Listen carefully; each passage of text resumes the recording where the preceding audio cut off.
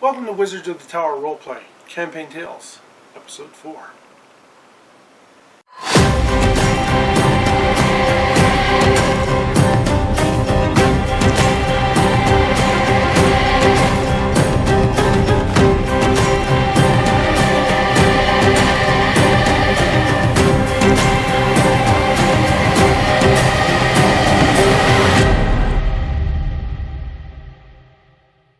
Welcome to Wizards of the Tower Roleplay, Campaign Tales, Episode 4.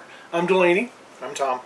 And in these episodes, we are talking about our campaign, which is taking place in the Wildlands. The generic name for it is the Never-Ending Winter. The Never-Ending Winter. So when last we left, the adventuring party had just met each other back up, and we're talking about what each one of them had in a dream. Yeah. Well, the experiences that each one had in the sort of the communal dream that the group had been having. And we want to go a little bit more in depth with the dream because it's very prophetic, and it has a lot of information. So they had the dream where they were looking sort of down upon a giant hill that had like standing stones or a henge, a henge set up on top of the hill. Dolmens. And figures were digging at the base of the mound, trying to get underneath it. And of course, these old ancient burial mounds, it's sort of known colloquially that there could be chambers underneath them that could contain treasure, but there's also a great deal of fear that these grave mounds contain a lot of evil or undead and stuff. Or death, and people are really frightened of them. So in this dream, we're looking down and seeing people digging. And then what happens is we move into the, collectively in our dream, we move into the chambers underneath the mound, and we see a giant pile of skulls. Can't tell if they're exactly human or not, but the skulls seem humanoid. And laying on top of the skulls in like a giant bed or like a resting place, kind of a plinth or something. There's a large skeleton, like a gigantic sized skeleton, laying on top of this bed of skulls. And then once again, we are confronted with the figure of who we believe is sort of like a white witch, who has black and white ravens and then gray and black wolves as companions. And as we're watching the events taking place underneath the henge, as the people, whoever the figures or forms or whatever, are excavating and digging into the burial chamber underneath, the ravens fly at our faces as if to gouge our eyes out and claw at our faces. And as a group, we wake up to find that there are red marks all over our faces where we might have, as if we've been scratched or clawed. And so that is the sort of the communal dream that we have. And then as we wake up, sometimes when you wake up after a dream, you have these after effects. It's like, oh, I've got to do something, or I've got to go somewhere, or something like that. I've got to call my mother, or something like that. Our communal idea is that we have to travel south from Wormvik, where we're from, travel south into the lands and find these Stonehenge areas. Find these henges on top of these hills. Although we don't know where they're at, we just feel this overwhelming urge to do so. Now they know that there aren't any henges in their clan lands. No, but there is a known belief, that there are a couple either to the east and to the west. Right. And the party decides that they want to travel east to a allied clan, the Hollystaff clan, which is more Celtic along the lines than Viking. Yeah. And see about visiting the henge or dolmens that they have in their lands. Yeah. So we seek permission from our High Jarl first, and Karnak does the negotiating. Right. He's very good at negotiating. He's got a high diplomacy skill. So we seek permission from the High Jarl, and the High Jarl gives us permission to investigate what's going on, with the Everlasting Winter. Right, but he's very distracted. He doesn't seem like he's really into what the party is saying. He's just like he's off in his own little world, thinking about what am I going to do here? My people are going to starve to death, and feeding them, and who's to blame, and And so he's very distracted. And in going to him, they decide to tell him what they want to do, and he just kind of like, yeah, sure, go ahead and be off and you know. Well, they're a group of kids after all. I mean, Yeah. teenagers. He doesn't care. There are fewer mouths to feed, Yeah, right? So yeah, sure. You want to go south and do something? Yeah, go. Fewer mouths to feed. So we leave and we head south as a group. right. We head south. We take Sophie the bear with us, and we head south towards some of the neighboring villages that are kind of scattered out through the thick forest. Now, this forest, of course, is very snowy and cold and very thick with snow. It's sort of like, the way Delaney describes it a lot of times, it's sort of like Siberian taiga. That sort of subarctic forest way up north that you get an idea of. It's essentially just miles and miles and miles hundreds of miles of nothing but trees. Just a thick forest with huge mature trees, right. that blot out the sunlight and keep the cold in there and keep the snow thick and heavy underneath the trees.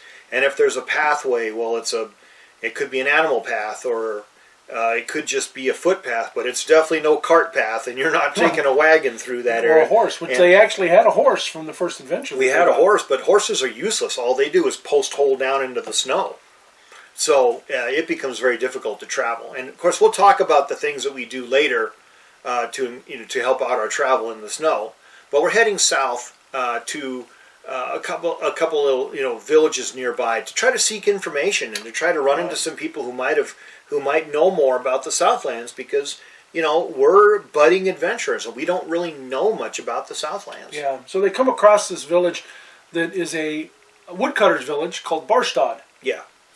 And they basically just kind of gather up their supplies and stay warm for the night. Mm-hmm. It's a day's travel south of Wormvik. Yeah. And they decide from there that they are going to travel east into Hollystaff lands. Yeah. Now they have an armband that shows that they are friendly to Hollystaff. They don't have an armband of their own, but they do have an armband for the Hollystaff clan. Yeah. Basically showing that, hey, we are here on a diplomatic mission. I mean, we're friendly. Yeah, I mean, essentially that we're not raiders. That we're traveling into adjacent clans' land.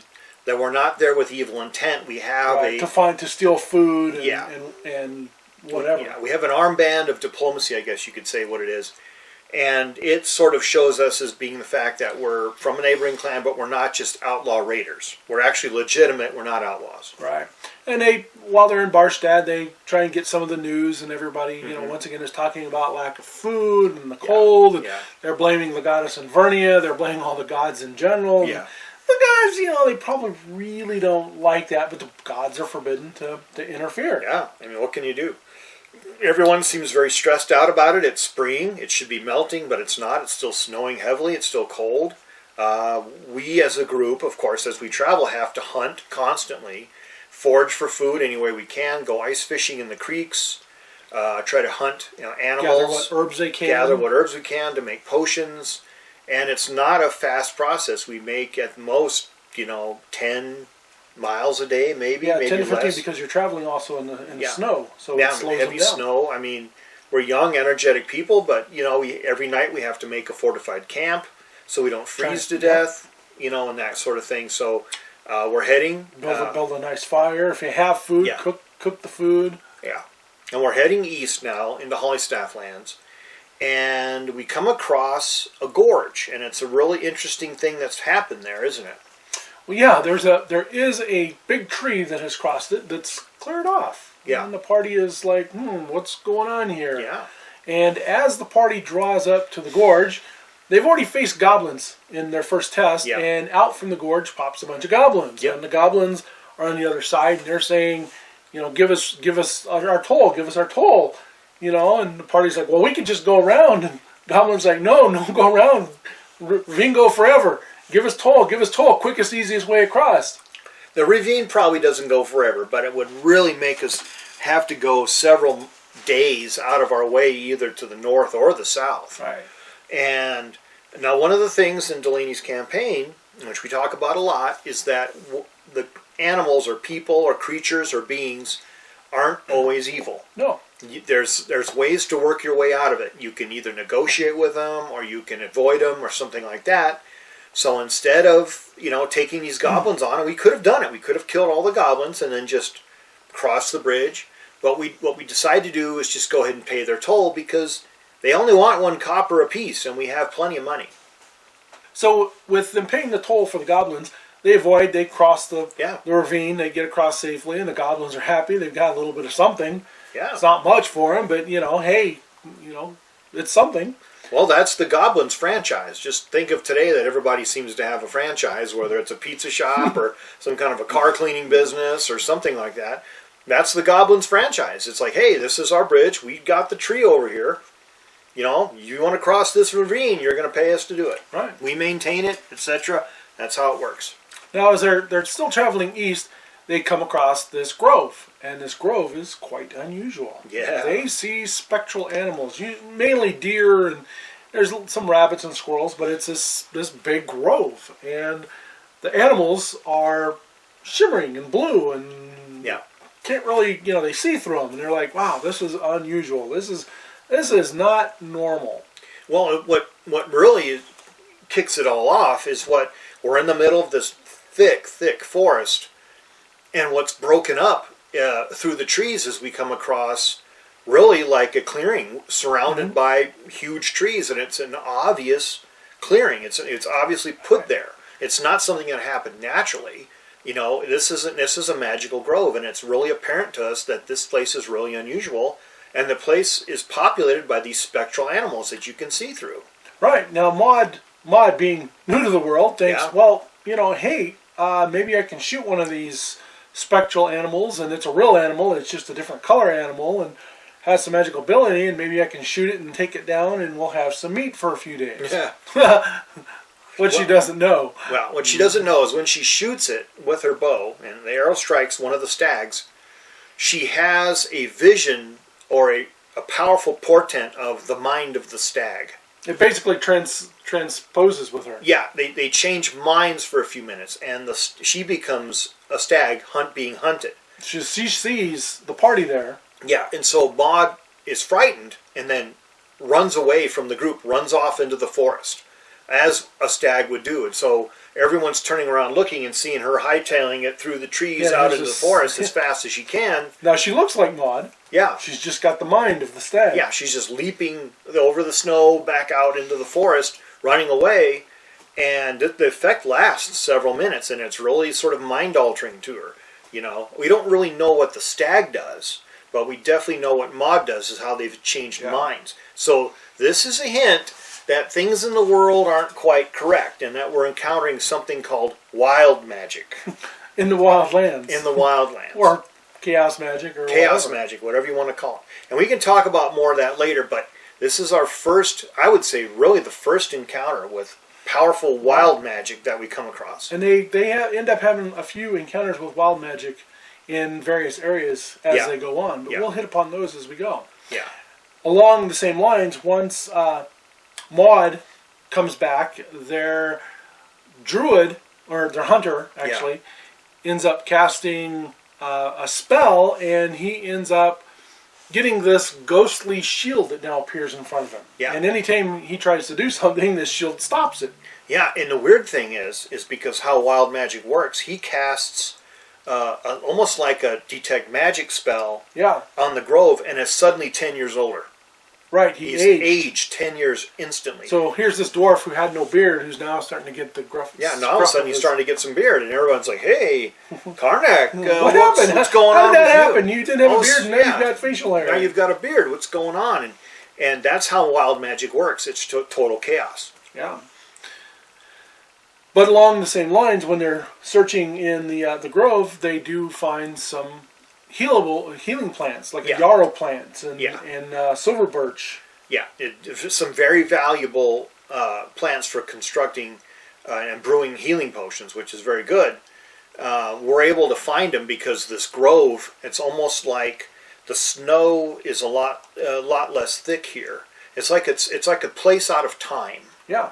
It's like it's been transported here from another realm, from a different winter, and winter is like, not quite so yeah, it's severe like early here. springtime here without all the snow. Yeah, and so we're able to forage for herbs to make healing potions, and Karnak spends time finding parts and pieces of a magical shield that ultimately doesn't really work out for him. Well, that was part of another thing. Another spell that was a shield that temporarily showed up, prevented him from doing certain things. Right, but then again, that's wild magic. Is what exactly does this thing do? Prevents his spells from working, causes him to causes the magic to backfire on him. Right. Like with being aged.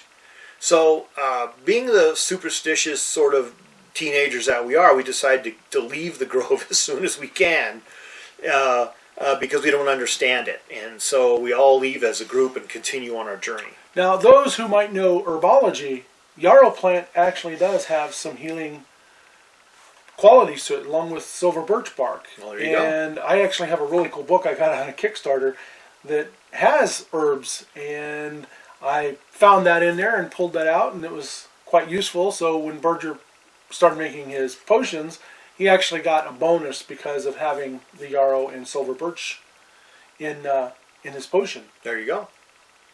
So the party continues on. Of course, they're looking for a place to camp that night, and slumped against the base of a tree outside the grove, now farther down the trail, They see a lump. is a lump, and it, frozen against the tree. It looks very suspicious, and as we approach it, we realize it's a frozen dead person, hunched over underneath the tree. Wrapped up in a pure white cloak. Yeah, wrapped in a pure white cloak. So it's very difficult to see because everything is white.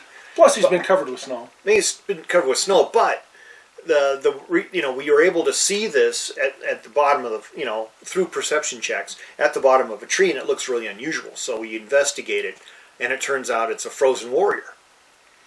So they take the warrior. They unthaw him as best they can. Well, they do rites because they have the cleric Yursa. Yeah. And all of the clerics in my realm are polytheistic, meaning they follow more than one god. You better give all the gods credit, otherwise you might anger all the gods or anger a certain god. So she gives the rites of death to Morte, the god of death, and they strip the guy of his white cloak, which they find out is a magical cloak of cold resistance. Didn't help him. +1. It didn't help him, but we can't determine exactly how the warrior died. Wrapped in old chainmail, rusty weapons. Nothing seems to make any sense. How this person got here, but the person has a really elaborate copper armband. Very beautiful. Right, which is usually a sign of somebody who ranks within a clan. Yeah.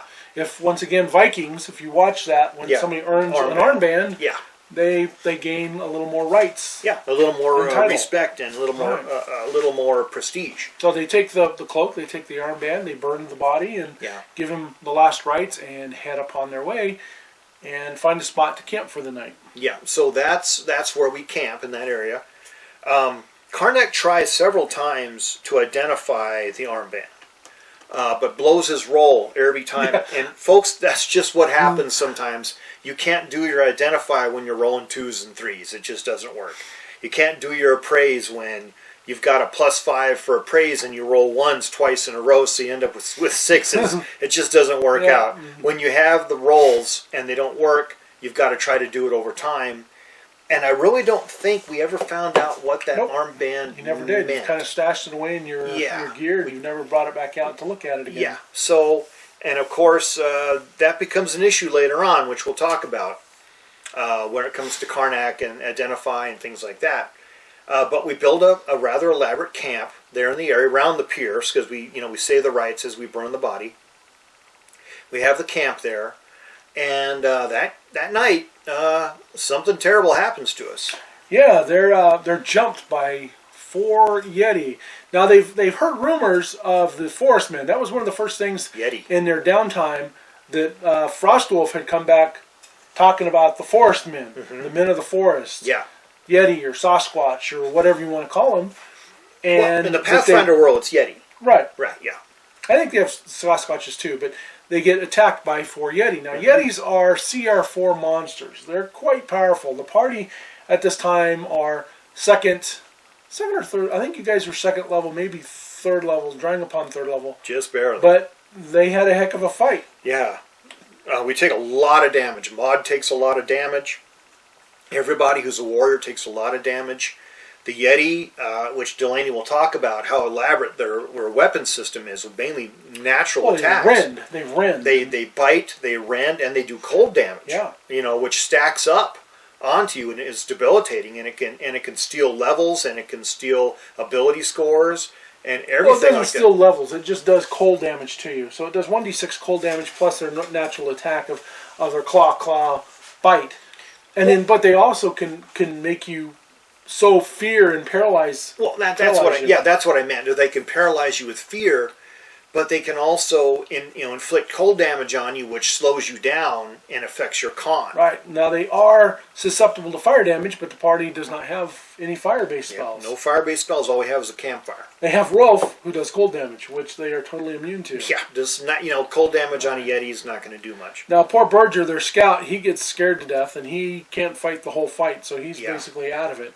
Yeah. So they rely upon Frostwolf, who actually does a lot of damage to him. He does. He's got his sword. He's got his sword, Hilari. And he power attacks, and they do damage to him, but the sword activates itself for the first time and heals him. As he does power attack damage to the Yeti, the sword actually heals him, and we begin to realize just exactly what kind of sword Hilari is. Right. It's not a vampiric sword. No. It's similar to a vampiric sword where it takes the hit points from a monster and will store them and transfer them into you. Yeah. But it's also got other abilities. But it's not an evil weapon like a vampiric sword would be. So, eventually against all odds, somehow or another, we managed to kill 3 of those Yetis, and one of them flees. We damage the other, but it flees away. And we're able to skin the Yetis and take their heads, thinking that they're going to be valuable. Right. Because we still haven't reached the village of Yarvik, where we're heading to, and we think that we can trade these Yeti heads and Yeti skins, which, you think about it, they're like 7 or 8 feet tall, thick fur, kind of whitish in color, I guess. Yep. They would make really warm cloaks for people, or clothing to people who wanted to make capelets or something, and of course the Yeti heads are trophies. Right. And everybody likes a good story, and everybody likes a good trophy. So we figured they'd be valuable, and so we take them with us as we head off toward the village that we're heading to. They couldn't take a whole lot more, because this time they're starting to get weighted down, and I really play upon the weights of what they're carrying in this adventure, because I want things to be more realistic. I don't want people carrying around 100,000 gold pieces and like it's nothing. Yeah, and we don't have a pack for Sophie yet, so she's just a bear running around. And later on we'll get a pack, so she can become a pack bear, but that's later on in the game. So everything we have now we have to carry by ourselves. So we basically put it in our backpacks. Distribute it amongst who that can carry means, what? Yeah, that's the skins and the heads and even the Yeti meat, if we're going to take any. I don't think we take any Yeti meat. No, you didn't take any I think Yeti it's meat. foul. Just the skin. Just the skins and the heads. Yeah. And so we managed to take what we can and head off on the trail, continuing east toward Yarvik. I think that's where we're going to end this episode of Campaign Tales. Yeah, good place to end. So, once again, we're Wizards of the Tower Roleplay. This has been Campaign Tales, Episode 4. We hope all your adventures are epic, and keep on role-playing. Thanks, folks.